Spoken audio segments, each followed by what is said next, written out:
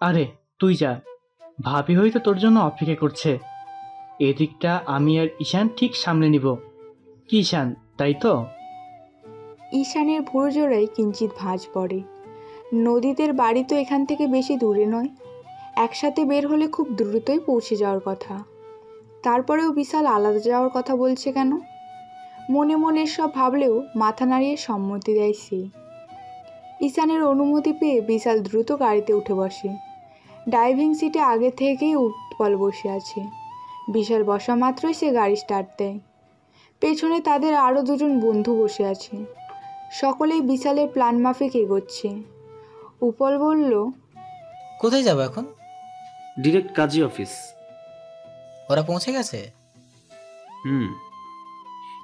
কাজী অফিসের সামনে গাড়ি থামতেই বিশাল লাল শাড়ি পরিহিত এক রমণীকে দেখতে পেল। বন্ধুদের সব বুঝিয়ে বলে মেয়েটির দিকে এগোতে লাগলো সে। শেরওয়ানি পরা বিশালকে এগিয়ে আসতে দেখে বৃষ্টি মুগ্ধ চোখে চেয়ে পাশে দাঁড়িয়ে থাকা শিলাকে বলছে, বড় বেশি কি সুন্দর লাগছে আমাদের বিশাল স্যারকে, একেবারে আমার স্বপ্নের রাজকুমার। কখনই কি ভেবেছিলাম এভাবে ওনাকে পেয়ে যাব? অথচ দেখ, উনি নিজে আমাকে বিয়ে করার প্রস্তাব দিয়েছেন। মন থেকে কোনো জিনিস চাইলে আল্লাহ সত্যিই ফেরায় না, তাই না শিলা? শিলা উত্তর দেওয়ার আগেই বিশাল উপস্থিত হলো। হাসার চেষ্টা করে বলল, আসতে কোনো অসুবিধা হয়নি তো? কেউ দেখেছে তোমাদের? শিলার ফটাফট উত্তর, একদম না স্যার, আপনার দেওয়া শাড়ি গহনা সব আমার বাড়ি থেকে পরিয়ে নিয়ে এসেছি ওকে, কেউ দেখেনি। বিশাল কণ্ঠে কৃতজ্ঞতা ফুটিয়ে বলল, তোমাকে অনেক অনেক থ্যাঙ্কস শিলা। তুমি না থাকলে এত কিছু করা আমার জন্য খুব টাফ হয়ে যেত। Thanks for everything. শিলা লাজুক হেসে বলল, ধন্যবাদ লাগবে না স্যার, পরিস্থিতি স্বাভাবিক হলে আমাকে ট্রিট দিয়ে দিয়েন। বিশাল একগাল হেসে বলল, আচ্ছা ঠিক আছে, অবশ্যই দিব। এখন চলো ভেতরে। দাঁড়ান। এক পা সামনে এগিয়েও থেমে গেল বিশাল। বৃষ্টির দিকে ঘুরে তাকালে বৃষ্টি বিশালের মুখোমুখি দাঁড়িয়ে স্টেট প্রশ্ন ছড়ে, আপনি কি মন থেকে কখনো আমাকে স্ত্রী হিসেবে মেনে নিতে পারবেন স্যার? বৃষ্টির কথায় মুহূর্তের জন্য থমকে যায় বিশাল। সত্যি কি সে বৃষ্টিকে কখনো তার মন থেকে মেনে নিতে পারবে? বৃষ্টি বিদ্রুপ হেসে বলল, আমি জানি আপনার কাছে এ প্রশ্নের উত্তর নেই স্যার। আপনি আমাকে কখনো মন থেকে মেনে নিতে পারবেন না, এও জানি। তবু আমি আপনাকে বিয়ে করব, কারণ একটাই, আমি আমার ভাইয়াকে সুখী দেখতে চাই। আপনাকে ভালোবেসে আমি আপনার কাছ থেকে দূরে থাকতে পারলেও আমার ভাইয়ের কষ্ট আমি সহ্য করতে পারবো না। বিশাল নিচু স্বরে বলল, তুমি যদি না চাও তাহলে বিয়েটা না করতে পারো, আমি তোমাকে জোর করব না। বৃষ্টি মুচকি হেসে বলল, আপনাকে স্বামী হিসেবে পাওয়া সেটা তো আমার সৌভাগ্য স্যার। আপনি আমাকে ভালো না বাসলে কি হবে? আমি তো বাসি, সারা জীবন একতরফা ভালোবেসেই যাব। যদি আমার ভাগ্যে কখনো আপনার ভালোবাসা লেখা থাকে, তাহলে ওই দিন নিজেকে পৃথিবীর সব থেকে সুখী নারী বলে মনে করব। বাংলায় একটা প্রবাদ আছে না, যত কষ্ট তত সুখ। আপনার অবহেলা পেতে পেতে এমনও হতে পারে একদিন আপনার সুখের সীমানায় তলিয়ে গেলাম, বলা তো যায় না। বৃষ্টির সকল কথা অগ্রাহ্য করে বিশাল কাজী অফিসের ভেতরে চলে গেল। বৃষ্টিও তাচ্ছিল্য হেসে কাজী অফিসের ভিতর ঢুকলো। লোকটা কখনো তার ভালোবাসার গুরুত্ব দেয়নি, আর দেবেও না। ঘণ্টাখানেকের ব্যবধানে 4 জন সাক্ষী ও 7 লক্ষ টাকা দেড়মোহরে বিয়েটা হয়েই যায় বৃষ্টি আর বিশালের। বিয়ের পর দোয়ার শেষে সকলে যখন মিষ্টিমুখ করতে ব্যস্ত, ঠিক তখনই কল আসে বিশালের ফোনে। বিশাল কল রিসিভ করে হ্যালো বলার আগেই রবি আতঙ্কিত স্বরে বলল, নদী সুসাইড করেছে দোষ। আমরা এখন হাসপাতালে আছি, তোরা জলদি আয়। ঈশানকে কোনোভাবেই সামলানো যাচ্ছে না। পুরো হসপিটাল কাঁপিয়ে ফেলেছে ঈশান। রবি হিমশিম খাচ্ছে ঈশানকে সামলাতে। নজরুল সাহেবের সাথে এক দফা তুমুল কথা কাটাকাটি হয়ে গেছে তার। নদী ভেতরে ভয়ে কাঁপছে। সুসাইডের অভিনয় করাটা মোটেও ঠিক হয়নি তার। ঈশান এতটা পাগলামি করবে কোশ্চিন কালেও ভাবেনি সে। বিয়েটা ভাঙার জন্য ভাই তীব্রর সাথে প্ল্যান করে সুসাইডের নাটক করেছিল সে। ইঁদুর মারার বিষের বোতল পুরোটা ফিনিশ করে ফেলেছিল, কিন্তু একটুও খায়নি, পুরোটা ওয়াশরুমের কমোডে ফেলে দিয়েছে। এমনি মরার মতো পড়ে থেকে অভিনয় করছিল যেন আজকে কোনোভাবেই বিয়েটা না হয়। কিন্তু তার অভিনয় যে এত নিখুঁত হবে কে জানতো। বাবা তো দূরে থাক, ঈশান পর্যন্তও বুঝতে পারেনি সে অভিনয় করছে। ফ্ল্যাশব্যাক। বরফ এনেছিস? হ্যাঁ আপু, এই তো। জলদি আমার হাতে পায়ের তালুতে ঘষতে শুরু কর, বরযাত্রী এলো বলে। তীব্র ইচ্ছে মতন তার আপুর হাতে পায়ের তালুতে বরফ ঘষে যাচ্ছে। নদীও নিজের মুখে গলায় সমানে বরফ ঘষে যাচ্ছে। ঠান্ডা করার বেধড়ক প্রচেষ্টা। বেশ কিছুক্ষণ পার হওয়ার পর নদী বলল, জলদি যা, বাবাকে গিয়ে বল তোর বোন বিষ খেয়েছে। খবরদার, বাবা মা বাদে আর কারোর কানে যেন না যায়। কিন্তু আপু, বাবা যে চালাক, যদি বুঝে যায়। আরে তোর আপু এত কাঁচা অভিনেত্রী নয় যে বুঝে যাবে। তোকে যা বলছে তাই কর। ঠিক আছে। বলে দৌড়ে চলে গেল তীব্র। নদী লেগে পড়ল তার কাজে। ফেক রক্ত ঠোঁটের কিনারায় লাগিয়ে ফ্লোরে জান ছেড়ে শুয়ে পড়ল। ফ্লোরেও ফেলেছে কিছুটা। বাবাকে বিশ্বাস করাতে হবে না সে সুসাইড করছে। বিয়েটা ভেঙে গেলে বাবার হাতে দুটো থাপ্পড় খেলেও সয়। তবুও ঈশানকে ছাড়া অন্য কাউকে বিয়ে করা তার পক্ষে সম্ভব নয়। তীব্র গিয়ে বাবা মাকে তার আপুর কথা জানানোর সাথে সাথে নজরুল সাহেব আর শিউলি বেগম পাগলের মতো ছুটে মেয়ের রুমে আসেন। নদীকে ফ্লোরে পড়ে থাকতে দেখে তাদের দুজনই অন্তর কেঁপে ওঠে। নজরুল সাহেব দ্রুত গিয়ে মেয়ের মাথাটা নিজের কোলে নিয়ে অঝরে কেঁদে দেন। গালে থাপ্পড় মেরে বারবার মেয়ের জ্ঞান ফেরানোর চেষ্টা করেন। শিউলি বেগম কাঁদতে কাঁদতে নদীর হাতে পায়ে মালিশ করতে যাচ্ছেন। হাত পা পুরো বরফের মতন ঠান্ডা হয়ে গেছে। নদীর পাশেই বিষের বোতল খালি পড়ে আছে। চিবুক আর গলায় রক্তে মাখামাখি। নদীর অপর হাতের মুঠোতে একটি সাদা কাগজের টুকরো দেখতে পান নজরুল সাহেব। সেটি খুলে ঝাপসা চোখে পড়তে শুরু করেন। আমি তোমার ভালোবাসা থেকে বঞ্চিত হতে পারবো না বাবা, আর না পারবো ঈশানকে ভুলে যেতে, তাই চলে যাচ্ছি তোমাদের ছেড়ে চিরতরে। তোমরা আমাকে ক্ষমা করে দিও। লেখাটা পড়ার সাথে সাথে নজরুল সাহেবের বুকে ব্যথা শুরু হলো। বারবার মেয়েকে ডাকতে লাগলো, মা, মা, আমার মা, চোখ খোল মা। এই দেখ, বাবার কখনো তোকে এই কথা বলবো না, সবসময় তোকে ভালোবাসবে মা, আমার চোখটা খোল মা। নদীর ভীষণ খারাপ লাগছে তার মা বাবাকে এইভাবে কাঁদাতে, কিন্তু তার তো আর কোনো উপায় নেই। তার তো যে করেই হোক বিয়েটা আটকাতে হবে। স্রোতস্বিনী। দরজার পাশ থেকে কারোর পুরুষালী গলা শুনে চকিতে তাকান নজরুল সাহেব আর শিউলি বেগম। নদী চোখ বুজে থেকেও বুঝে গেছে কে এসেছে। ঈশানের চোখ মুখ অসম্ভব লাল। সে হাওয়ার বেগে দৌড়ে নদীর কাছে আসলো। নজরুল সাহেবের পাশে বসে নদীর মুখটা হাতের তালুতে নিয়ে অনবরত ডাকতে লাগলো, চোখ খুলো স্রোতস্বিনী, প্লিজ চোখ খোলো। এমনটা কেন করলে তুমি? তোমার কিছু হলে আমি শেষ হয়ে যাব। আমি তোমার কিছু হতে দিব না। এক্ষুনি হসপিটালে নিয়ে যাব তোমায়, এক্ষুনি। এতটুকু বলে নজরুল সাহেবকে অগ্রাহ্য করে ঈশান নদীর দেহটা কোলে তুলে নিল। ছুটে চলে বাইরের দিকে। পেছনে নজরুল সাহেব আর শিউলি বেগমও যান। সবার আগে মেয়ে। নদী পড়ে গেল মহা ফ্যাসাদে। না কিছু বলতে পারছে আর না সইতে। ঈশান যে তার নিঃশ্বাস চেক না করেই হসপিটালে ছুটবে কে জানতো। এখন তো সে ভয়ে জ্ঞানও ফেরাতে পারছে না। অভিনয় করছে জানলে বাবা আর ঈশান তাকে খুঁজতে খুঁজতে ঝাঁঝরা ঝাঁঝরা করে ফেলবে। আর হসপিটাল, ভয় পিলে চমকে যাচ্ছে নদীর। সেখানে গেলে তো সে ধরা পড়ে যাবে। হসপিটালে আসার পর নদী ডক্টর লিজার কাছে খুব অনুরোধ করে তিনি যেন ঈশান আর নজরুল সাহেবকে তার অভিনয়ের কথাটা না জানায়। ডক্টর লিজা খুবই ভদ্র মহিলা। ঈশানের পরিবারের সাথে ওনার ভালোই সখ্যতা আছে। সেই হিসাবে তিনি ঈশানকেও ভালো মতো চেনেন। ছেলেটা এসে থেকে মেয়েটার জন্য কি পাগলামোটাই না করেছে। মেয়েটাকে অবচেতন দেখে পাগলের মতো ওনাকে রিকোয়েস্ট করেছে যেন ওর স্রোতশ্রেণীর কিছু না হয়। যে করেই হোক তার স্রোতশ্রেণী যেন ঠিক হয়ে যায়। আর এইদিকে মেয়েটা সুসাইডের অভিনয় করেছে। ডক্টর লিজা নদীকে ধমকে জিজ্ঞাসা করেন, এই মেয়ে, সুইসাইড করার মতন এমন বোকা অভিনয় করতে কে বলেছে তোমাকে? তোমাকে এই অবস্থায় দেখে তোমার বাবা আর ঈশান হসপিটালের কি অবস্থা করেছে বুঝতে পারছো? নদী কাঁদতে কাঁদতে পুরো স্টোরি সংক্ষেপে খুলে বলল। সব শুনে ডক্টর লিজা বুঝতে পারেন। তিনি বলেন, ডক্টর লিজাকে বেরিয়ে আসতে দেখে ঈশান আর নজরুল সাহেব ছুটে ওনার কাছে যায়। ততক্ষণে বিশালরাও হসপিটালে উপস্থিত। নজরুল সাহেব জিজ্ঞাসা করেন, আমার মেয়েটা ঠিক আছে তো ডক্টর? ডক্টর লিজা গলাটা একটু ঝেড়ে বলতে লাগলেন, আপনার মেয়ে সম্পূর্ণ সুস্থ আছে। ও শুধু জ্ঞান হারানোর অ্যাক্টিং করেছিল বিয়েটা ভাঙার জন্য। আপনারা এত হাইপার হয়ে তাকে হসপিটালে নিয়ে আসবেন এটা সে বুঝতে পারেনি। ভয়ে জ্ঞানও ফেরায়নি। এখনো কাঁদতে কাঁদতে আমাকে রিকোয়েস্ট করছে আমি যেন আপনাদেরকে কিছু না বলি। আপনারা দয়া করে ওকে কিছু বলবেন না। ও এমনিতেই ভীতু হয়ে আছে।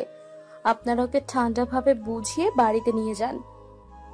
নজরুল সাহেবের রাগে মাথা ঘুরছে।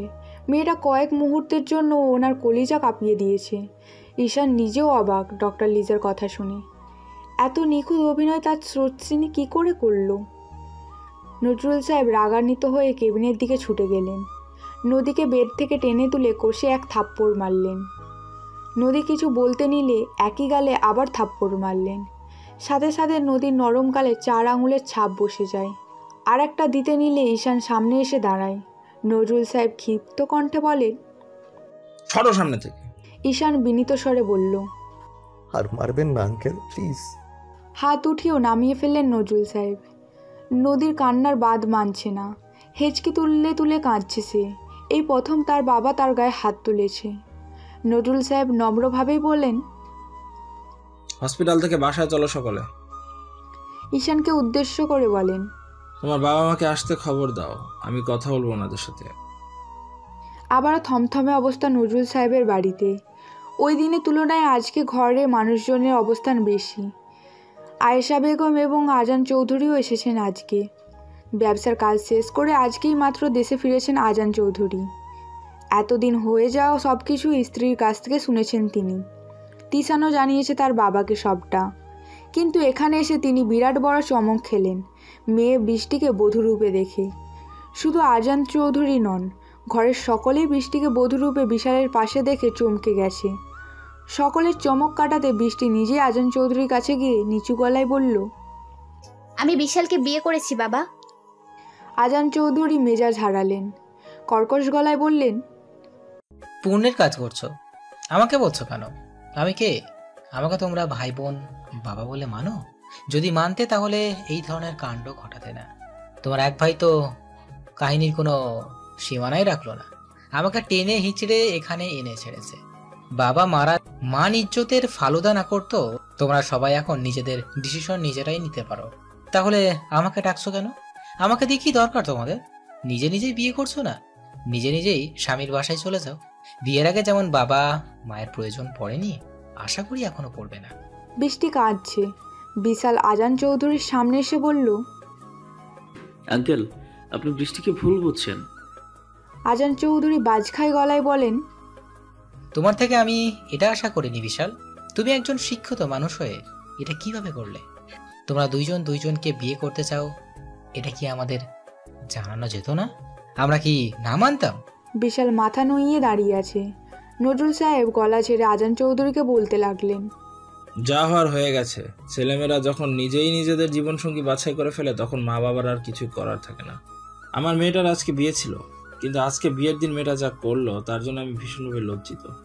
আজ মেয়ের বিয়ে না দিলে পাড়া প্রতিবেশী নানাভাবে আমার মেয়েকে কথা শোনাবে, তাকে নিয়ে কটূক্তি করবে। তাই আমি আপনাদের ডেকে নিয়েছি। যেহেতু আপনার ছেলে আর আমার মেয়ে একে অপরকে পছন্দ করে, তাই আমি চেয়েছিলাম আজকে ওদের বিয়েটা দিয়ে দিতে। যেই মেয়ে বাবার সম্মানের কথা চিন্তা করে না, সেই মেয়ের আমার কোনো প্রয়োজন নেই। বাবার কথা শুনে নদীর ভেতরটা যন্ত্রণায় জ্বলে যাচ্ছে। চুপচাপ ঘরের এক কোণায় দাঁড়িয়ে কান্না করছে সে। আজান চৌধুরী ভদ্রভাবে বলেন, দেখুন নজরুল সাহেব, আমি এতদিন ব্যবসার কাজে বাইরে ছিলাম ঠিকই, কিন্তু ছেলে মেয়ের সব কথাই জানতাম। আমার স্ত্রী আমাকে সবই জানিয়েছে। ঈশান বেপরোয়া বলেছে আপনি ওকে মেয়ের জামাই বলে মেনে নিতে পারেননি, এও জানি। কিন্তু আপনি চিন্তা করবেন না, আমার বাড়িতে আপনার মেয়ের কোনো অযত্ন হবে না। ওকে আমি নিজের মেয়ের মতোই রাখবো। আর ঈশান, আমি কথা দিচ্ছি, ঈশান কাল থেকেই আমার অফিস জয়েন করবে। কিন্তু বাবা, তুমি তো জানো আমি মিউজিক নিয়ে। আজান চৌধুরী এক কঠিন ধমক দিলেন ছেলেকে। তুমি চুপ করে, বেপরোয়া ছেলে। আমার কথাই শেষ কথা। হয় কাল থেকে অফিস জয়েন করবে, না হলে এই মেয়েকে ভুলে যাও। ঈশান আর কিছু বলল না। রাতের মধ্যে কাজে এনে ঈশান আর নদীর বিয়ে পড়ানো হলো। বিদায়ের সময় নদী নজরুল সাহেবকে জড়িয়ে ধরে খুব কেঁদেছে, কিন্তু তিনি একবারও মেয়ের দিকে তাকাননি। ঠাই মেরে কঠোরভাবে দাঁড়িয়েছিলেন। শিউলি বেগমও তখন নদীর মাথায় হাত রেখে খুব করে বুঝিয়েছেন, তোর বাবা তোর উপর অভিমান করেছে, বিদায় এমন করছেন। অভিমান ভাঙলে দেখবি ঠিকই তোকে বকে টেনে নিয়েছেন। আর কাঁদিস না মা। ঈশানের বেডরুমে বসে বিরতিহীন কেঁদে যাচ্ছে নদী। কোনোভাবে নিজের কান্না থামাতে পারছে না সে। চোখের পানি মোছার সাথে সাথে আবারও গাল ভিজে যাচ্ছে। মায়াবী চোখ দুটো ফুলে একাকার অবস্থা। আয়েশা বেগম কখন থেকে চেষ্টা করছেন মেয়েটাকে একটু খাওয়ানোর জন্য, কিন্তু পারছেন না। ফেরার পথে শিউলি বেগম বারবার তাকে বলে দিয়েছেন, মেয়েটা কাল রাত থেকে কিচ্ছু খায়নি, বেয়ান ওকে একটু খাওয়ানোর চেষ্টা করিয়ে। তারা বাড়িতে ফিরেছে প্রায় 2 ঘন্টার মতো হয়ে যাবে। এখনও পর্যন্ত নদী গা থেকে বিয়ের পোশাক খোলেনি। রাত এখন প্রায় 12টার কাছাকাছি। ঈশান বাসায় নেই। শিশিরও নিজের রুমে গিয়ে ঘাপটি মেরে বসে আছে। বিশালের সাথে ঝামেলা হয়েছে তার। ঈশানের সাথে এরকম করেছে জানতে পেরে বিশাল খুব রাগারাগি করছে তার আপুর সাথে, যার জন্য ভাই বিয়ে করার পরেও ভাইয়ের বাড়িতে যাননি শিশির। নদীকে খাওয়াতে না পেরে শিউলি বেগম উঠে যান। নমনীয় কণ্ঠে বলেন, এভাবে খাওয়া দাওয়া ছেড়ে দিয়ে শুধু কাতলে চলবে? বাবা মায়ের কখনো সন্তানের দূরে ছেড়ে দিতে পারে না, সেটা সন্তানরা যত অন্যায় করুক না কেন। নদী কান্না মিশ্রিত কণ্ঠে বলল, আপনি আমার বাবাকে চেনেন না আন্টি? বাবা আজকে আমার কাছে খুব কষ্ট পেয়েছে। বাবা ভেবেছিলেন আমি সত্যি সুইসাইড করেছি, আর আমার সুইসাইডের সমস্ত দায় বাবা নিজের ঘাড়ে ফেলেছেন। আমার গায়ে হাত তুলেও বাবা খুব কষ্ট পেয়েছেন। এতটুকু বলে আবার ফুপিয়ে কাঁদতে লাগলো। আয়েশা বেগম নদীর মাথায় হাত বুলিয়ে বলেন, ঠিক আছে, যা হবার তা হয়েই গেছে, সেটা ভেবে আর সময় নষ্ট করে কি হবে? তোমার বাবা মানুষটা একটু রাগ পড়লেই দেখবে সব মেনে নিয়েছেন। এখন আর না কেঁদে যাও, ফ্রেশ হয়ে এসো। নতুন বউ এভাবে থাকলে চলে? এসে থেকে এক নাগারে কেঁদেই চলেছ। এই ধরো, এই ভারী শাড়িটা খুলে সুতির শাড়িটা পরে এসো, আরাম পাবে। আর কিসের আন্টি? আমি কি এখনো তোমার আন্টি রয়েছি নাকি? শিশিরের মতো তুমিও আমাকে মা বলে রাখবে কেমন? আয়েশা বেগমের ব্যবহারে নদী মুগ্ধ। সে আর সময় নষ্ট না করে মাথা নাড়িয়ে ওয়াশরুমে চলে গেল। বিশালের রুমে ঢুকে অবাক বৃষ্টি। পুরো রুম জুড়ে কাপড় চোপড়ের ছড়াছড়ি। বিশালের বন্ধুরা রুমে ছিল বিধায় রুমের এই করুণ অবস্থা। বিছানা, সোফা সব কিছু অগোছালো। বিশাল এসে আগে ওয়াশরুমে ঢুকেছে।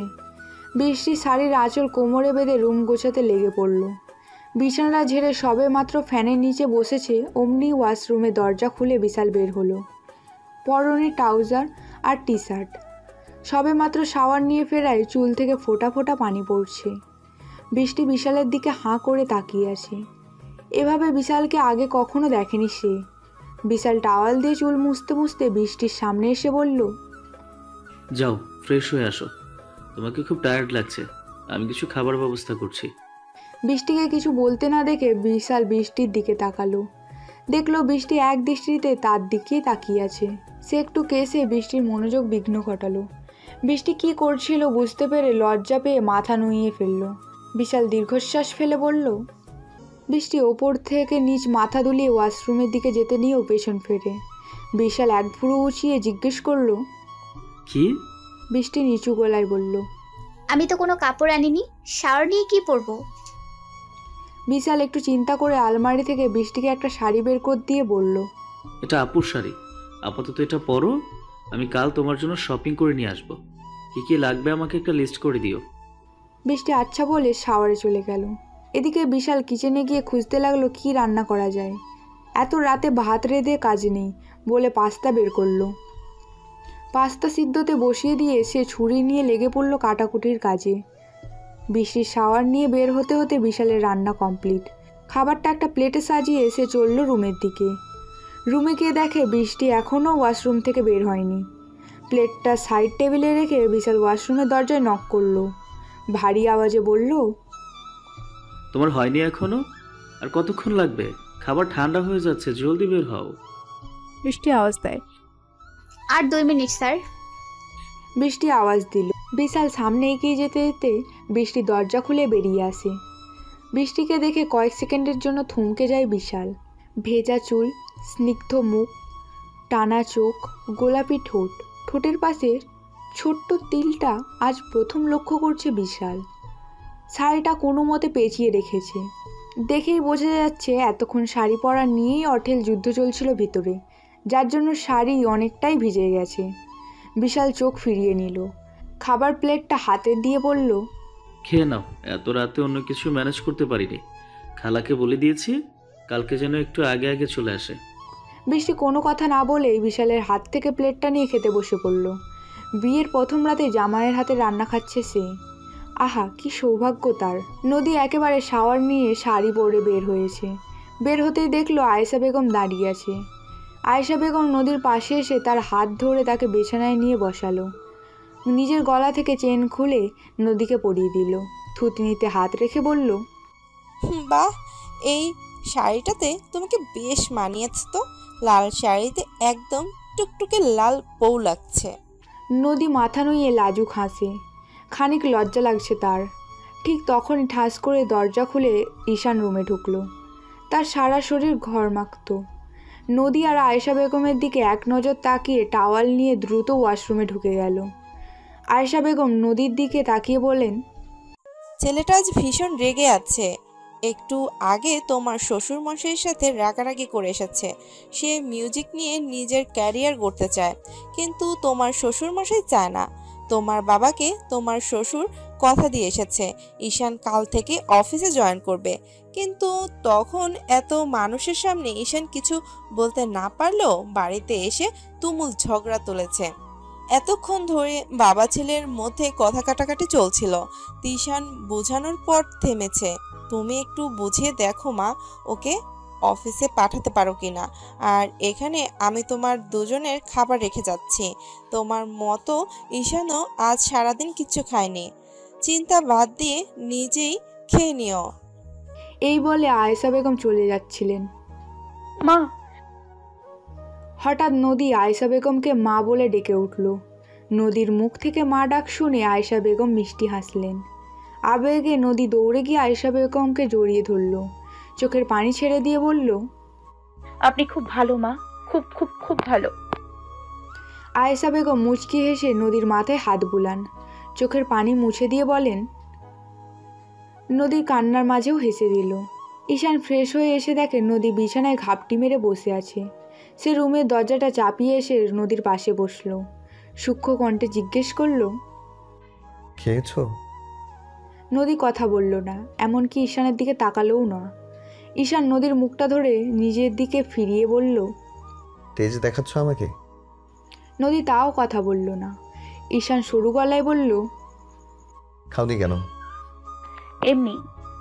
ঈশান খাবারের প্লেটটা হাতে নিয়ে বলল, হ্যাঁ করো, আমি খাইয়ে দিচ্ছি।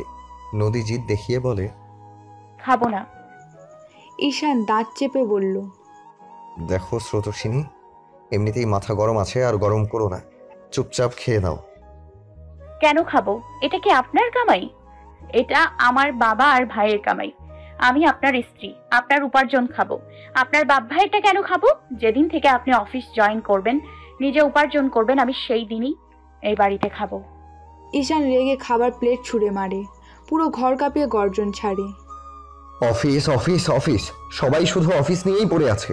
আমার লাইফ, আমার স্বপ্ন, আমি কি করতে চাই সেটা কেউ দেখছে না। আমি অফিস গেলেই তোমাদের শান্তি হবে, তাই তো? ঠিক আছে, যাব আমি অফিসে। কালকে থেকে অফিসে জয়েন করব আমি, কিন্তু তার আগে। ঈশান আশেপাশে চোখ বুলিয়ে কিছু একটা খোঁজে। দেওয়ালে টাঙানো গিটারটা নিয়ে এসে ফ্লোরে বাড়ি মেরে একদম গুড়িয়ে ফেলে। নদী ঈশানের রাগ দেখে ভয় থরথর করে কাঁপছে। ঈশানকে বাধা দিতে গেলে ঈশান অগ্নিদৃষ্টিতে তাকালো তার দিকে। হুঙ্কার ছেড়ে বলল, একদম না, আজকের পর থেকে আমার গলায় কোনোদিন গান শুনতে পারবি না তুই, আর না কোনোদিন আমাকে গান গাইতে বলতে পারবি। অফিস অফিস করছিলি না, শুধু অফিসই এখন থেকে আমার ক্যারিয়ার, নাথিং এলস। এতটুকু বলে হাতে থাকা গিটারের বাকি অংশটা ছুঁড়ে ফেলে ঈশান। ধূপধাপ পা ফেলে ঘর থেকে বেরিয়ে যায়। নদী বিছানায় বসে কান্নায় লুটিয়ে পড়ে। আমি পাশের রুমে গিয়ে শুয়ে পড়ছি, তুমি এখানেই শুয়ে পড়ো। বৃষ্টি তড়িৎ গতিতে বলল, কেন? আপনি পাশের রুমে শোবেন কেন? এই রুমে কি হয়েছে? বিশাল ঠোঁট ভিজিয়ে বলল, কি হবে? হঠাৎ একটা ছেলের সাথে এক রুমে ঘুমাবে, তার উপর আমি তোমার স্যার, তাই ভাবছিলাম যদি অকওয়ার্ড ফিল করো। স্যার পরে, এখন আপনি আমার স্বামী। স্বামীর সাথে এক রুমে থাকতে আমার কোনো অসুবিধা নেই। তাছাড়া আমি নিজের রুম বাদে একা অন্য কোথাও থাকতে পারি না, ভয় করে আমার। বিশাল শ্বাস ছেড়ে বলল, ঠিক আছে, তুমি বিছানায় শুয়ে পড়ো, আমি সোফায় শুয়ে পড়ছি।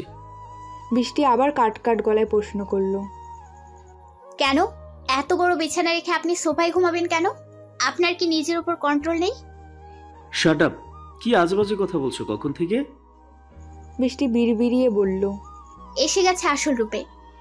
বিশাল শুনে ফেলল। কি বললে তুমি? কিছু না স্যার, আমার খুব ঘুম পেয়েছে, আমি ঘুমাতে গেলাম। আপনার সারা রাত সজাগ থাকার ইচ্ছে থাকলে আপনি থাকতে পারেন। বিশাল গটগট পা ফেলে বিছানার এক পাশে শুয়ে পড়ল।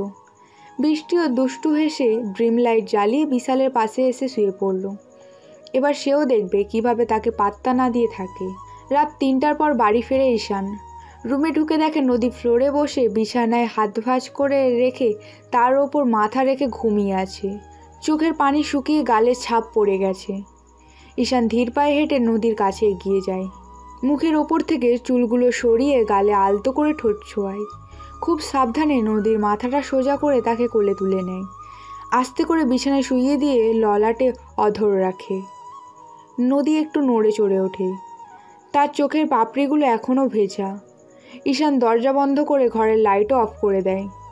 ড্রিম লাইট জ্বালিয়ে নদীর পাশে শুয়ে তাকে নিজের বুকে টেনে নেয়। নদীকে শক্ত করে বুকে জড়িয়ে ধরে আবেশে চোখ বুজে ফেলে। ভোরবেলা ঘুম থেকে উঠে নিজেকে ঈশানের বুকে আবিষ্কার করে নদী। ঈশান খুব টাইট করে তাকে জড়িয়ে রেখেছে। নদী অবাক হয়। ঈশান রাতে কখন ফিরেছে? আর সে তো ওই ফ্লোরে বসেছিল। ঈশান কখন তাকে ওপরে নিয়ে এসেছে টেরই পায়নি। নদী ধীরে ধীরে নিজের ওপর থেকে ঈশানের হাত সরানোর চেষ্টা করে। সোজা হয়ে শোয়া থেকে উঠে বসে খোলা চুলগুলো হাত দিয়ে খোপা করতে থাকে। ঠিক তখনই নদীর শাড়ির ফাঁকে হাত ঢুকিয়ে তার পেট চেপে ধরে ঈশান। আচমকা আক্রমণে হতভম্ব নদী। সাথে সাথে তার পুরো শরীর ঝিমিয়ে উঠল। চোখ বুজে ঈশানের হাত খামচে ধরে সে। ঈশান একটানে নদীকে আবার বালিশের ওপর এনে ফেলল। তার ওপর হাত পা তুলে তাকে জাপটে ধরল। গলায় মুখ ডুবিয়ে ঘুম ঘুম কণ্ঠে বলল, আমার এখনো ঘুম হয়নি স্রোতস্বিনী, চুপচাপ শুয়ে থাকো। গলায় ঈশানের ঠোঁটের ছোঁয়া পেয়ে শিরশির করে উঠল নদীর শরীর। ঢোক গিলে ছোট্ট গলায় বলল, আপনি ঘুমান, আমাকে ছাড়ুন। ঈশানের কোনো হেলদোল হলো না। সে তার দাড়িযুক্ত গাল পুরোটাই নদীর গলার মধ্যে গুজে দিল। হাত এখনও নদীর পেটে বিচলন করছে। নদীর শিরা উপসরে রক্ত চলাচলের বেগ তীব্র হলো। ঠোঁট কাঁপছে অনবরত। কিছু বলতে চাইছে, অথচ মুখ থেকে আওয়াজ বের হচ্ছে না।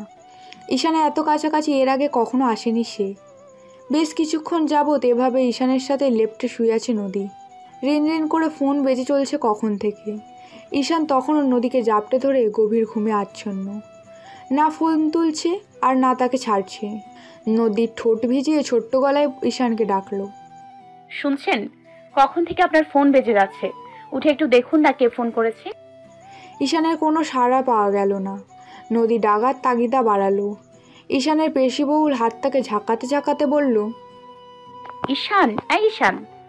ঈশান চোখ জোড়া নাড়াচাড়া করে গুঙিয়ে উঠল। অস্পষ্ট স্বরে আওয়াজ দিল, নদী এবার একটু জোরেই বলল, ফোন বাজছে আপনার। ঈশান চোখ খুলল। ঈশান চোখ খুলল। নির্বিকার ভঙ্গিতে তাকিয়ে থাকলো কিছুক্ষণ। চোখে মুখে গাম্ভীর্যতা ফুটিয়ে উঠে বসল। পর্যাপ্ত ঘুম হয়নি। লালচে চোখ জোড়া ফুলে আছে। নদী ভয়ার্ত দৃষ্টিতে তাকালো। রেগে গেল না তো আবার? রাতে যেভাবে তাণ্ডব চালিয়ে গেছে তার তো এখন কিছু জিজ্ঞেস করতেও ভয় করছে। নদীর ভয়ার্ত দৃষ্টি উপেক্ষা করে ফোন রিসিভ করলো ঈশান। গম্ভীর কণ্ঠে হ্যালো বলার সাথে সাথে ফোনের ওপাশ থেকে যা শুনল, কয়েক সেকেন্ডের জন্য স্তব্ধ হয়ে গেল সে। বিশালের ওপর হাত পা ছড়িয়ে ছিটিয়ে ঘুমিয়ে আছে বৃষ্টি। পরনের শাড়ি কোনো ঠিক ঠিকানা নেই। বিশাল ঘুম থেকে উঠে বৃষ্টিকে এই অবস্থায় দেখে খুব বিরক্ত হলো। ঠিক এই কারণেই একসাথে শুতে চাইছিল না সে। মেয়েটা এত ফাজিল, তার কন্ট্রোল নিয়ে প্রশ্ন তুলল। বিশাল মুখের ওপর থেকে বৃষ্টির হাত সরিয়ে উঠে বসলো। আর মোড়া ভেঙে চলে গেল ওয়াশরুমে। ফ্রেশ হয়ে দেখে বৃষ্টি এখনও বেঘরে ঘুমাচ্ছে। বিশাল দীর্ঘশ্বাস ফেলল। বড় লোকের মেয়ে, এত জলদি ঘুম থেকে কখনোই উঠবে না, রান্না তো দূর। ব্রেকফাস্ট তৈরি করে দ্রুত ভার্সিটি যেতে হবে তাকে। বিয়ের চক্করে অলরেডি 2 দিন ছুটি কাটিয়ে ফেলেছে। স্টুডেন্টসরা যেখানে চাইলে ভার্সিটি অফ দিতে পারে, শিক্ষকরা সেটা কখনোই পারে না। সকাল 11:15টায় ঘুম ভাঙে বৃষ্টির। আশেপাশে ভালো করে তাকিয়ে হাই তুলে উঠে বসে। বিশালকে কোথাও দেখছে না। কোথায় গেল? নিজের দিকে তাকিয়ে গাল দুটো গরম হয়ে গেল তার। আস্তাগফিরুল্লাহ, শাড়ির এই বাজে অবস্থা কেন? বিশাল স্যার দেখেনি তো আবার? ভাবতেই অস্বস্তিরা ঘিরে ধরল বৃষ্টিকে।